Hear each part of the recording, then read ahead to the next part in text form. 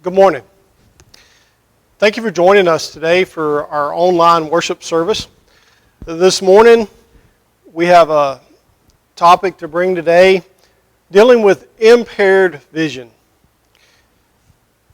If things look fuzzy up here, it's not your eyesight, possibly.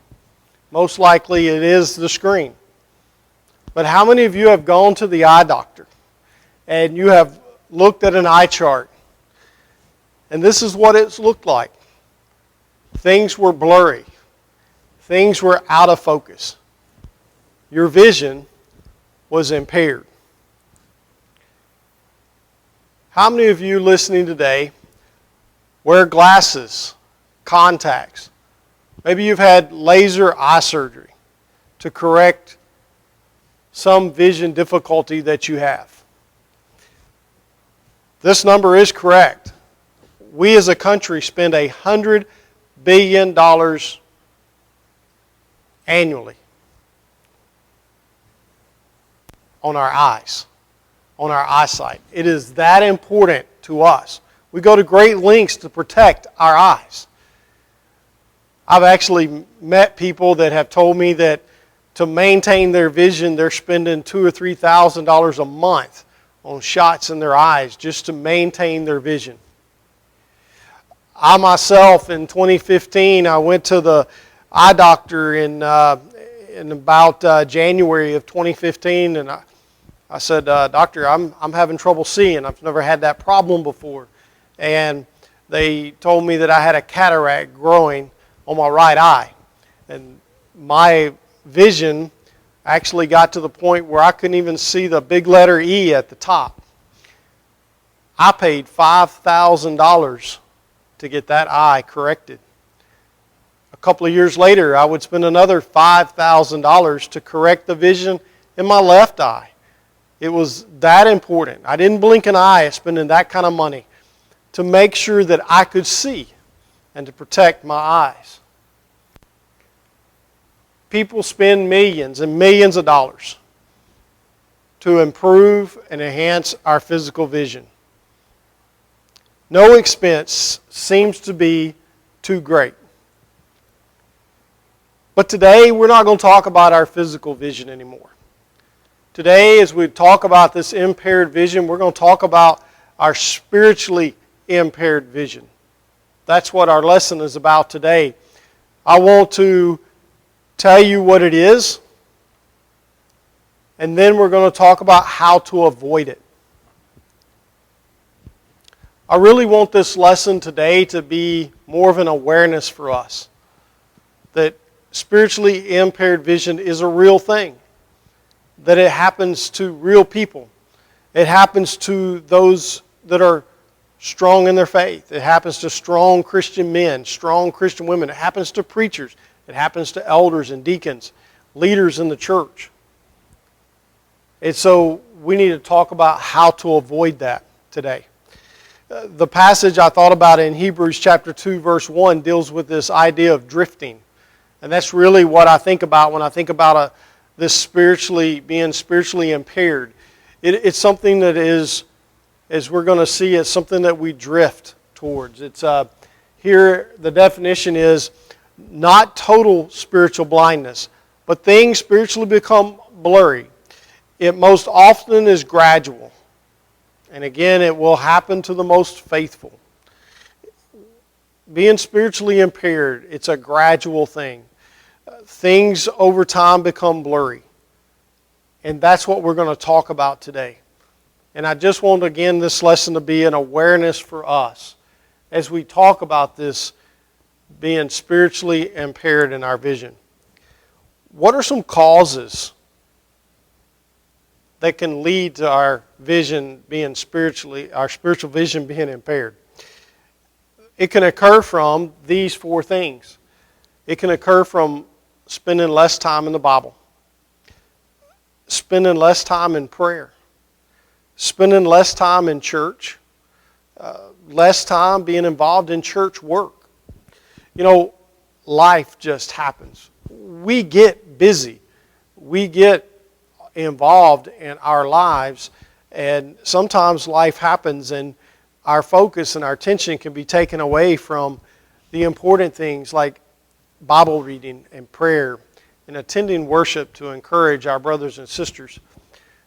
This slide meant so much to me when I thought about what we've been through in the last year and a half with this pandemic. Last November and December, that's a time at the end of the year where a lot of people reflect on their life. And last year there was a lot of reflection because of the pandemic we had gone through. I noticed and I had conversations and I listened to preachers and I listened to men and women that were strong in their faith, and we all had the same thing happen to us. That, when this pandemic, when we were right in the middle of this pandemic last year, we shut our church building. There were some of us that got caught up in this pandemic, and we wound up in quarantine. We spent a lot of time at home, a lot of time just inside the four walls of our own home, seeking protection in that isolation. That was a time where we should be spending time reading and praying, or taking advantage of the opportunities for our online worship service. But I noticed that in the end of last year, there were several conversations had around people asking the question as we reflected back to the middle of that pandemic, why are we not reading our Bible? We were looking for something to do. Why didn't we spend that time reading our Bible? We had time to pray, but for some of us it seemed like we were praying less during that time. And it's because our vision had become impaired because of the pandemic that we were going through and how we were responding to it. Also, it can be brought on by these and others, but I just listed a few of these today. Causes of our vision being spiritually impaired, it can be brought on by fear, by depression, by anger, by loneliness, by death, by exhaustion, by bad news, unbelief. And most of these up here, again, drew me back to this pandemic we've been through. The reason why we were spending less time in prayer and spending less time in our Bible reading and all those things was because we were overwhelmed with some of these and other things in our life. Some of us were scared. Some of us were lonely. Some of us were angry. Some of us were dealing with death. Some of us were just exhausted. And some of us were just tired of getting the bad news over and over again. And it made it hard for us to focus on what we needed to do spiritually. And so our vision became impaired. I want to now focus our attention on Scripture this morning. I want to show you how that this is not unique to me and you. This is not something that just happened last year. This isn't a new idea that just came up because of this pandemic. For centuries, since the beginning of time, since man was created, man has been struggling with this spiritual impairment of our vision. And so we're going to look at some scriptures and we're going to see some very strong, faithful men that have struggled in these areas. So let's look at fear. We've all battled fear, some more than others. But I go back to 2 Kings chapter 6. 2 Kings chapter 6, in verse 12 through 17, is the story that really inspired this lesson. And I want to read this particular story, and I've clipped out a section here, verses 12 through 17.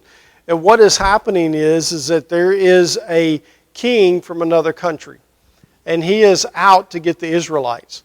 But every time this king sets out to attack the Israelites, this king, his plan is, the Israelites know what his plan is. And it's frustrating him. He thinks he has a spy in his own, among his own people. That maybe they're spying out and maybe they've gone out to the other side with the Israelites. And so let's pick up here in verse 12 where the king says, "What's going on? Why is it every time I put a plan together. The Israelites know what that plan is before we can carry it out. Beginning in verse 12, it says, "None of us, my lord the king," said one of his officers, "but Elisha, the prophet, who is in Israel, tells the king of Israel these very words. You speak in the bedroom." "Go find out where he is," the king ordered, "so I can send men and capture him." The report came back, "He is in Dothan." Then he sent his horses and chariots and a strong force there. They went by night and they surrounded the city. When the servant, can you imagine, the servant gets up the next morning and he walks outside. And it says when the servant, the man of God, got up and he went out early the next morning, an army of horses and chariots had surrounded the city. "Oh no, my lord, what shall we do?" the servant asked, probably cried out. "Do not be afraid," the prophet answered. "Those who are with us are more than those who are with them." And Elisha prayed, "Open his eyes, Lord, so that he may see." Then the Lord opened the servant's eyes, and he looked and saw all the hills full of horses and chariots of fire all around Elisha. I like this prayer. It's a simple prayer from Elisha. He simply heard the cry of the servant. He recognized the fear that was in the servant's voice. And he cried out to God, and he says, "God, would you open the eyes so that he may see?" For us, isn't that a simple prayer that we need in our life? Sometimes we just need to ask God to open our eyes so that we can see.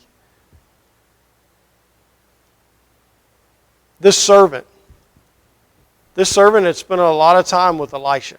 He had seen all the good things. He had seen God working in Elisha's life.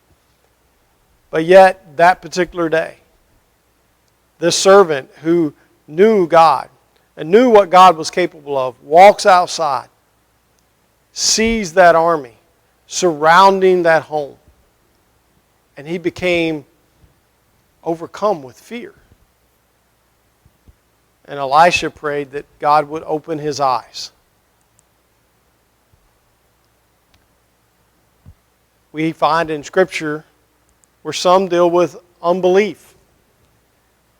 I go to Numbers chapter 13 and verse 31 and 33. Here we're going to see a compare and contrast, if you will. You remember that Moses had sent a group of spies to spy out the land of Canaan. And with them was Joshua and Caleb.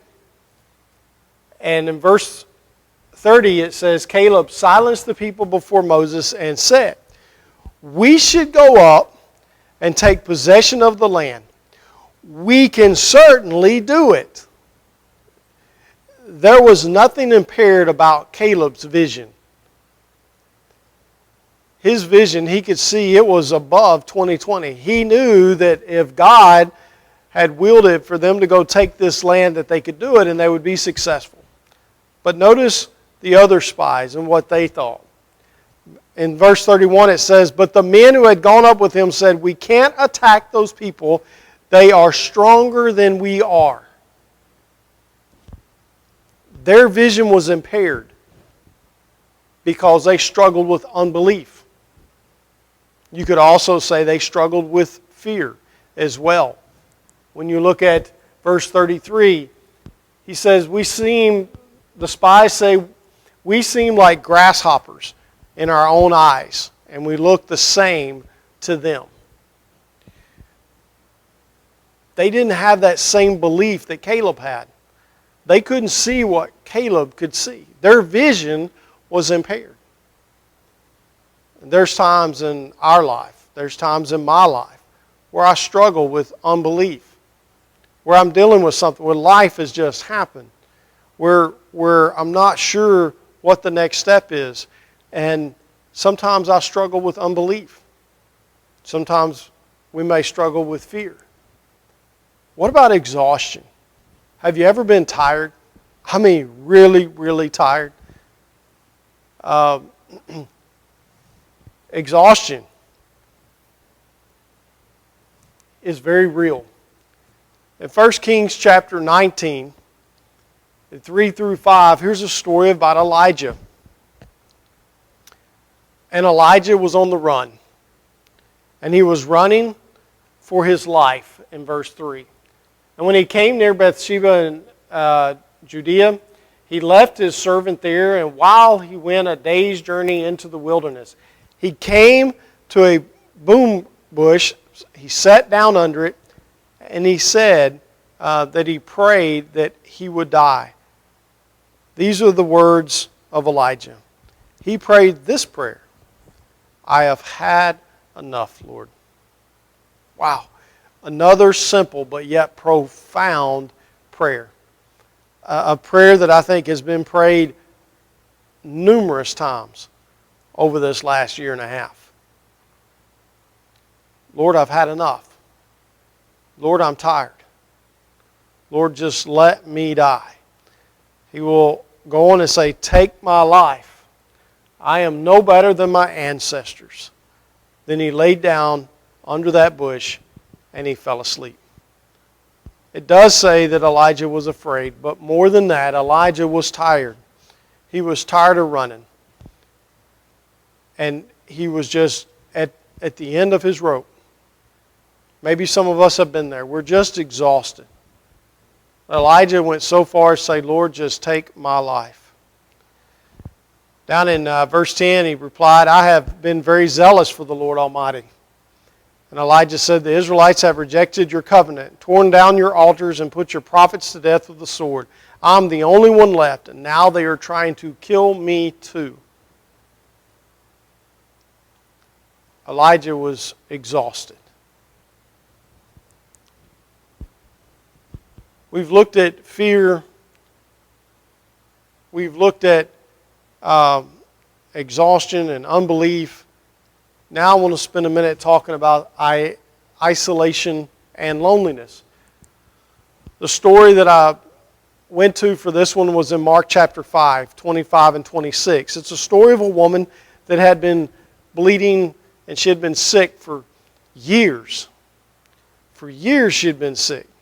The Bible will say in verse 25, there was a woman who had been subject to bleeding for 12 years. Now think back on that. During that time in history, if she had that type of problem, she was considered unclean. Nobody would touch her. Nobody would come near her. She would spend a lot of time in isolation and alone. Said that she had suffered a great deal under the care of many doctors and had spent all she had. Yet instead of getting better, she just grew worse. But we know how the story ends. She meets Jesus. And Jesus feels that loneliness. Jesus cures her illness and her disease. But she was a woman that very much would have battled loneliness. The psalmist writes this in Psalm 142, look and see, there is no one at my right hand. No one is concerned for me. I have no refuge. No one cares for my life. There's been a lot of loneliness over the last year and a half. A lot of isolation. So I want to add some to this right here. I found some things I think that may help us, that encourage us, I hope. Research, looking at loneliness, research says that 1 in 5 Americans are lonely.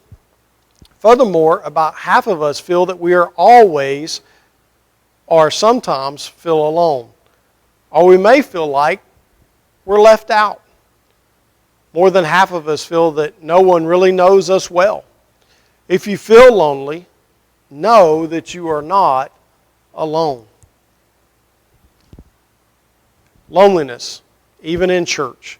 Many Christians experience loneliness despite being part of a church. Sadly, some church members are not interested in reaching out to new people and making real connections. There is a difference between being a friendly church and a befriending church. I hope that during this time that we look around us and we look at those people that are lonely, those people that have chosen for various reasons to isolate themselves. And we'll talk about them here in a little bit. But we need to be that church. We need to be more than a friendly church. We need to be a befriending church, reaching out to those, loving on those that are lonely and in isolation.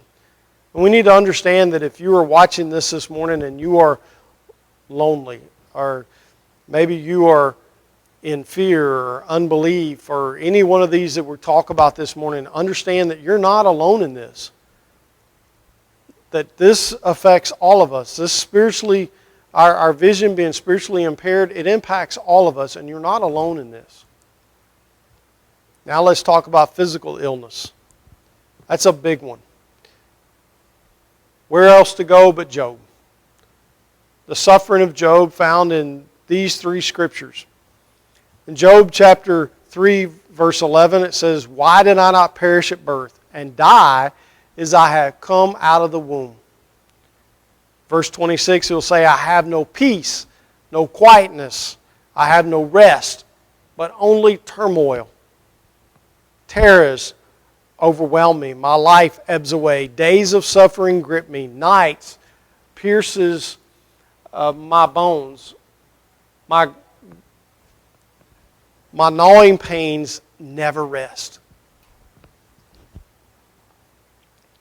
There's a lot of physical suffering in our country. There's always been a lot of physical suffering in our country.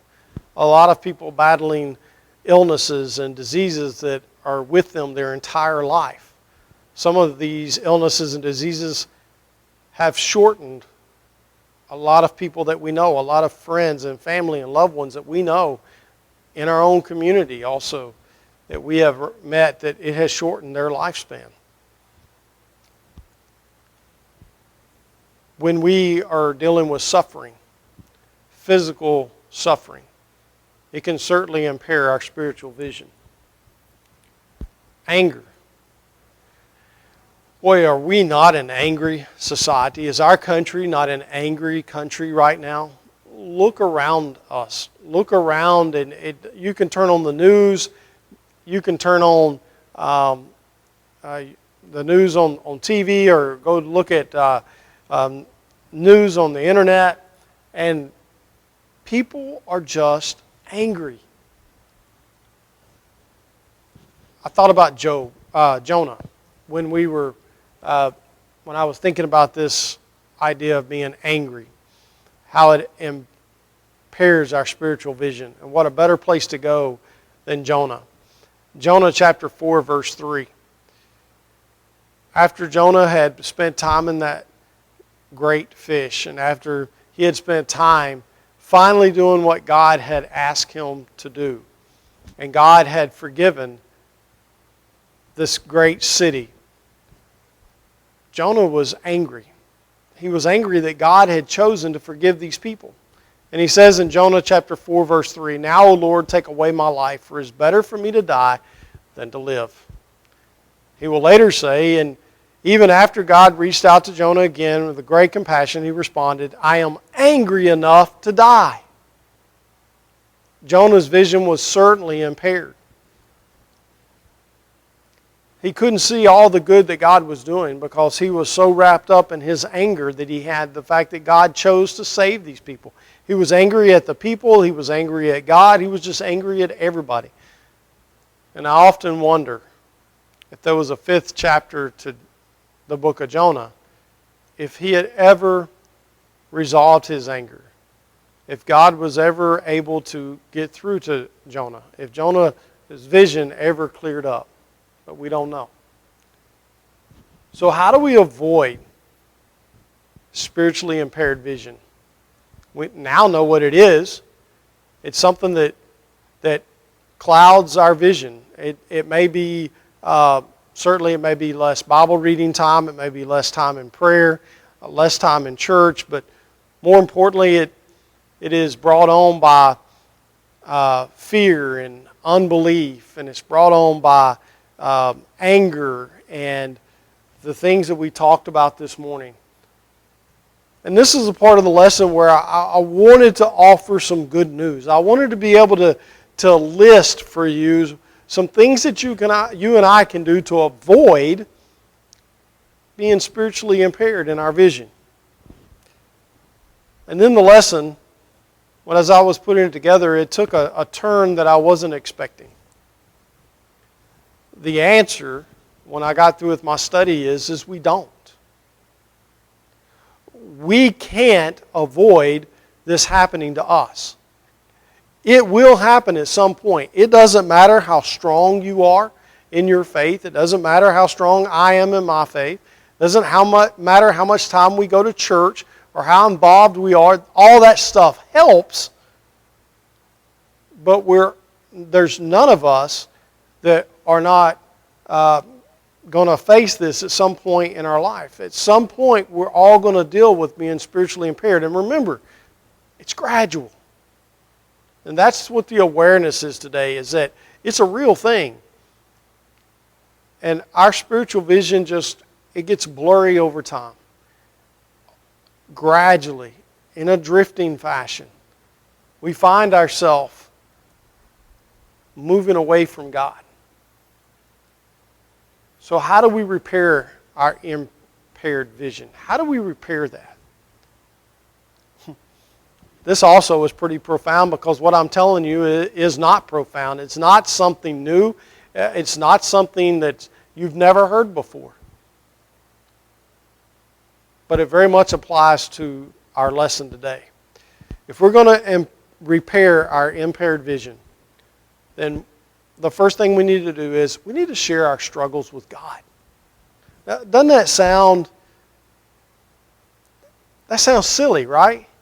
I'm sitting here recording this lesson. You're sitting there listening to this lesson, and you're going, James, that's so simple. We've been taught that since we began our walk with God. Share your struggles with God. That's nothing new. It's nothing profound. Then why is it we fail to do that so oftentimes in our life? Our vision becomes impaired because we don't share our struggles with God. I want to ask you,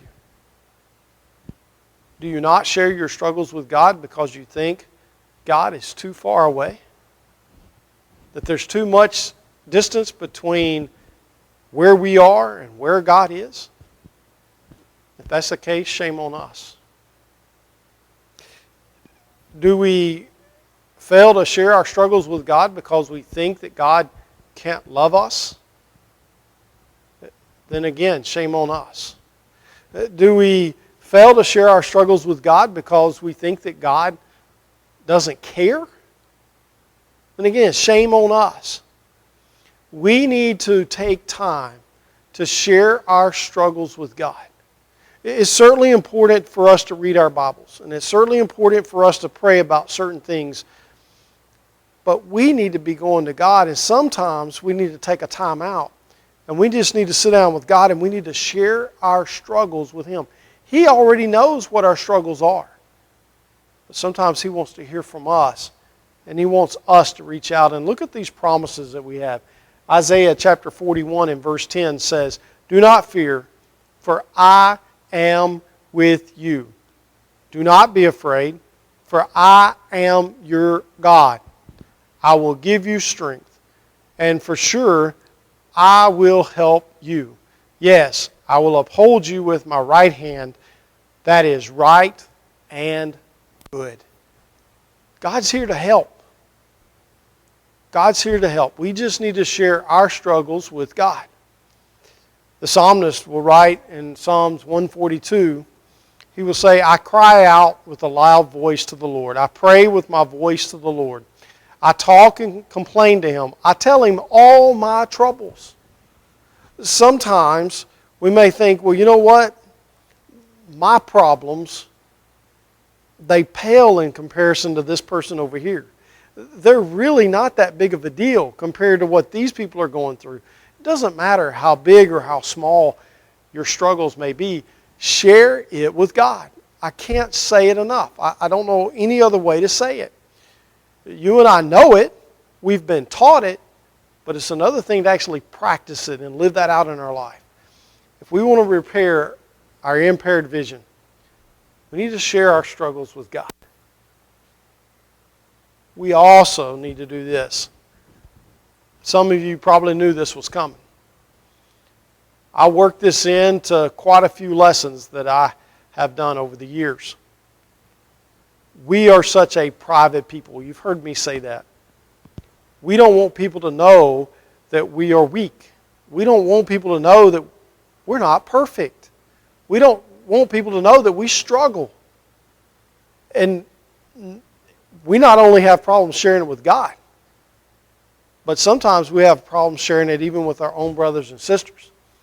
But we have a command in Galatians chapter 6, verse 2 that says, help each other. I like this. This is a New Living Version. It says, help each other in troubles and problems. This is the kind of law Christ asked us to obey. We have an obligation to help each other.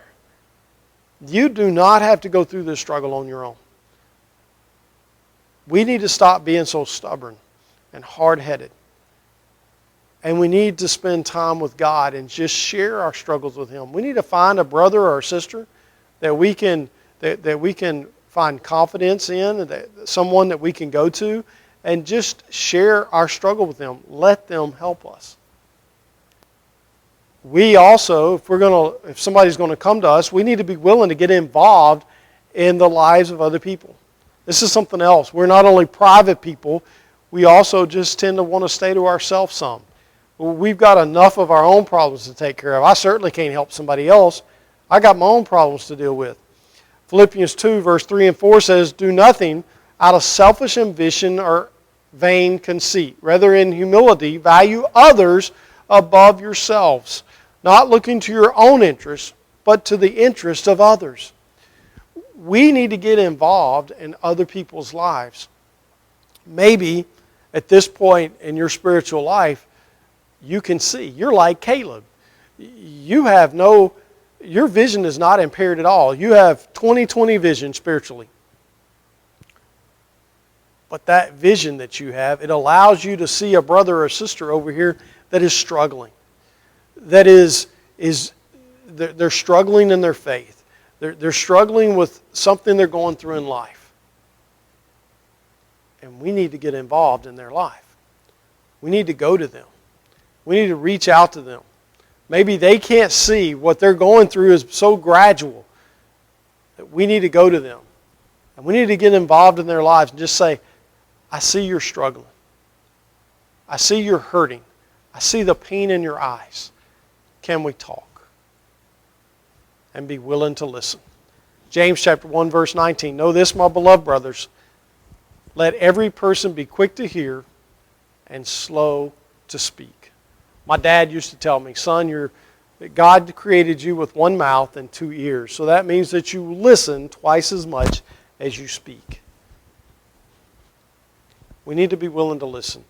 I'm not telling you that when you get involved in somebody else's life that you're going to solve their problems. Matter of fact, I've learned this with Amy in our marriage. I'm that guy that when Amy has a problem, I want to solve it. I've got to have a solution. And early in our marriage, Amy would want me to listen to her, and I would listen to what she'd say, then I would try to solve it. And I couldn't understand why she would get frustrated at me. And I've learned over time, in the time that we've been married, I've learned that sometimes she wants me just to listen. She doesn't want me to solve anything. She just wants me to listen. And she finds answers in just me listening. She finds comfort and peace in just me listening. So if we're going to repair our vision spiritually, we need to share our struggles with God. We need to share our struggles with each other. We need to get involved in each other's lives, and we need to be willing to listen. I found this I thought was pretty good. If you can't see God working in your life, the problem is your spiritual eyesight, not God's power. This slide should look different than the first one. Now that we've gone through what we did, our vision should be repaired. The sad reality of this is that a couple of months down the road after this lesson is done and long forgotten, we're going to be dealing with this same idea of being spiritually impaired in our vision. It's going to happen. Satan uses that to his advantage. Life gets in the way and it just happens. But this morning, I hope that you've been encouraged by this lesson. I hope it's brought an awareness to you. Maybe you're sitting there this morning and you're worshiping online and you just realize that that's what's wrong. That you've been gradually moving away from God. It's been something that has been slow. Maybe it's because maybe you're just now realizing, you know what, it's been a while since I've read my Bible. It's been a while since I've actually just sat with God alone and just prayed. But it may be more than that. Maybe you're dealing with something in life. Maybe you're dealing with fear. Or maybe you're dealing with unbelief. Or maybe you're dealing with loneliness. Any one of those things that we discussed this morning. I want to end it here with this. There's a prayer that you and I need to pray more often, and that is that we need to ask God to open our eyes. To open our eyes to see the army of God that surrounds us. To see the help that God has put out there for us to get us through whatever we're dealing with. This morning, I also don't want to leave this lesson without mentioning to someone that may be sitting there this morning, maybe this lesson doesn't apply to you yet because you aren't a Christian. Maybe you have no spiritual vision. God loves you. And I pray this morning that your eyes are open to that. I pray that you will find somebody to study with that will share the love of God with you, that will share Jesus with you, and that will tell you the story of the gospel, where Paul says it's of first importance that you recognize that Jesus came to this earth, He lived, He died, and He was resurrected for you and for me. And I hope that you will find somebody to share the gospel with you, and I hope that you will make that decision to make Jesus the Lord of your life and put Him on in baptism this morning.